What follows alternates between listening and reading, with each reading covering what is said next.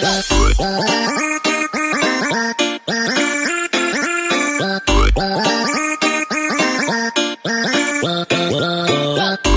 guys! Welcome back guys sa aking channel. So, for more videos, please subscribe and support me on Facebook feeds. Ayan, so for this video guys, yan, magmumukbang tayo ng binignit, no? So, dito sa amin guys, pag malapit na yung Semana Santa, magbinignit po talaga, no? Yung patay po yung Diyos, yan. So, kailangan po tayo magbinignit. Yung iba, yung tradisyon na po natin yan kasi dito sa Pilipinas, kailangan magbinignit, no? Yan guys, oh. Ang init. Yan. So, ang sarap nito guys. So, salamat sa nagbigay nito, no? Kapitbahay namin yung nagbigay nito guys. So, yung sago nito guys is yung merong gabi, kamote, saging, tapos yung sago, at saka pwede rin yung pilit or malagkit na humay, no? So, ito na yan guys. Ito na yung luto nila. At saka yung ginataang yung gata ng niyog. Ayan. So, let's eat na. Ayan. Wala siyang sago. Ang hinit. Ang sarap guys. Pag meron tong sago, yung sago po yung unahin ko. Yung mga circle. Ganyan, no? Merong iba't ibang kulay. Merong red, blue, green.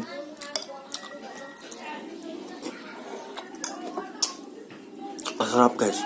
Grabe. Para po kasi itong vegetable. Fruits. Saging. Kamuti, gabi. Pwede rin obi.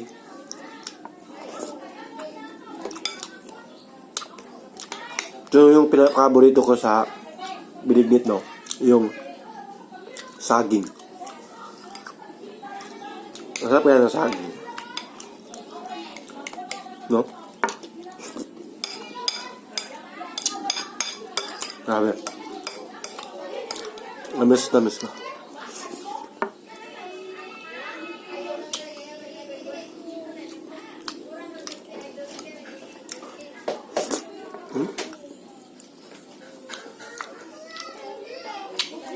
Init.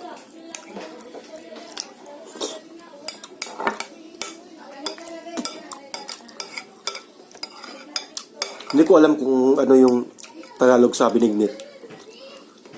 Nasa amin yung binignit. Ito. Masarap guys. At saka lalo na yung dukot. Kasi itong binignit, pwede po ito padukutin.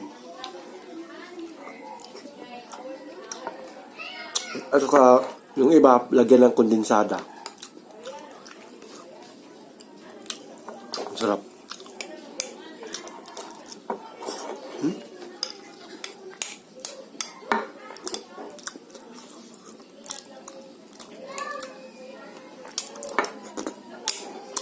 Binignit.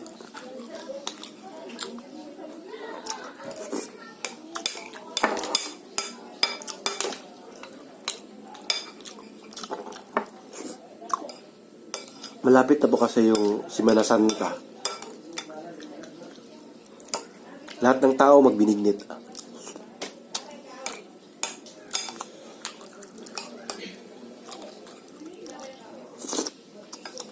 Ang daming lumilipad.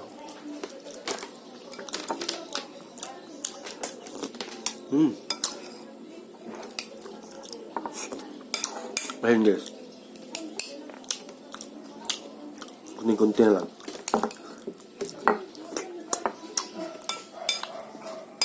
Yung kasi madali makain kasi mainit.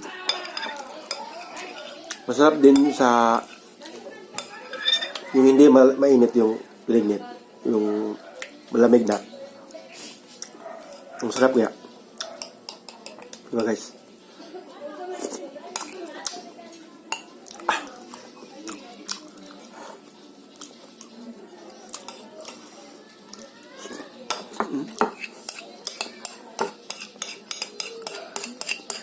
una sa high school siguro ata yun. Ito yung palagi kong snack.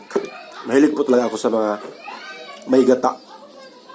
Like, ginataang munggo, gulay, basta may gata.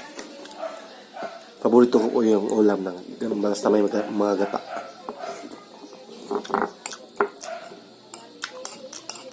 Ang sarap.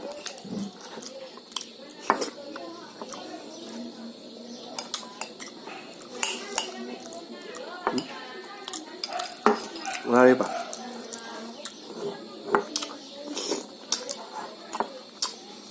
Masarap din yung kamote. Yes, yung kamote.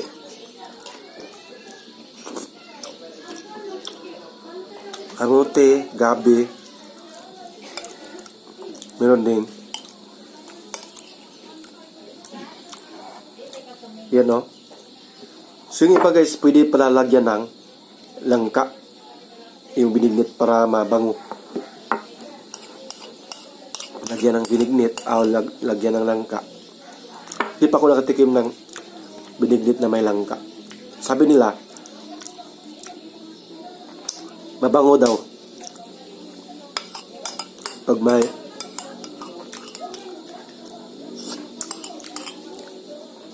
okay, so kunti-kunti na lang talaga. So, una, pag ganito kalaki, hindi ko talaga maubos. Kunti lang. Kasi, ang tawag dito is bidli. Oo, bidli. Bidli po yung tawag sa nabidlian ka. Hindi mo na kaya kumain. Ang bidli na. Bidli. Yan po yung term na tawag sa dito sa Cebu o sa Visayas. Bidli.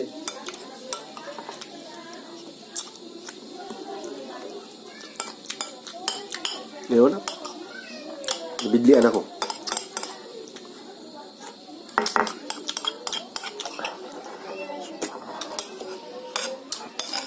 Ang sarap guys. Pwede din ito ipalaman sa tinapay or sa sliced bread, di ba? Ang sarap. Lalo na pag mainit, tapos yung sliced bread, ganyanin mo, tapos palaman, or nasa gitna yung sliced bread, ganyan mo. Ang sarap.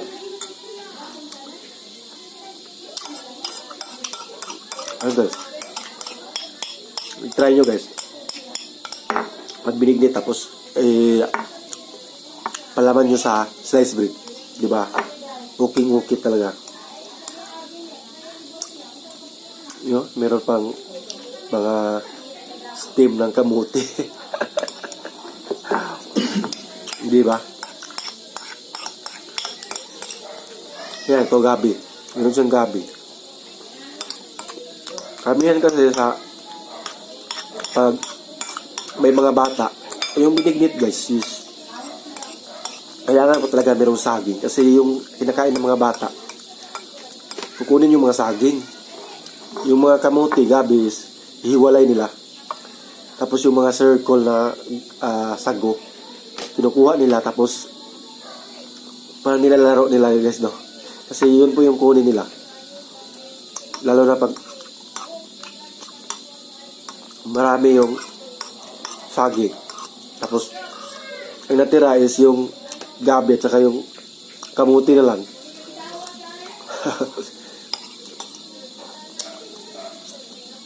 Masarap guys.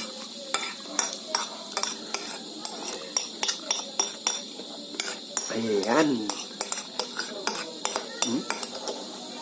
Finish po talaga.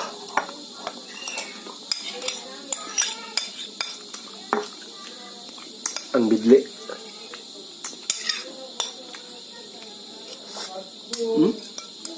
Wow, fish. Wala namang natira. Ganyan po ako talaga kumakain. Kailangan walang natira kasi di ba sayang naman yung natira. Wala nang kumain. So, tirahin na natin yung natira. So yan guys, so maraming salamat sa panonood at saka keep safe always po and God bless yan. Ang sarap magmukbang ng binignit. Lalo na pag mainit. Yan, so for more videos, please subscribe and support me on Facebook page. Yan guys, so maraming salamat po sa walang sawang sumuporta kay Tips Mio. Keep safe always for more mukbang videos guys. Check on my YouTube channel. Yan, so maraming salamat guys. Keep safe always po and God bless. Bye bye. Paalam mga ka-tips.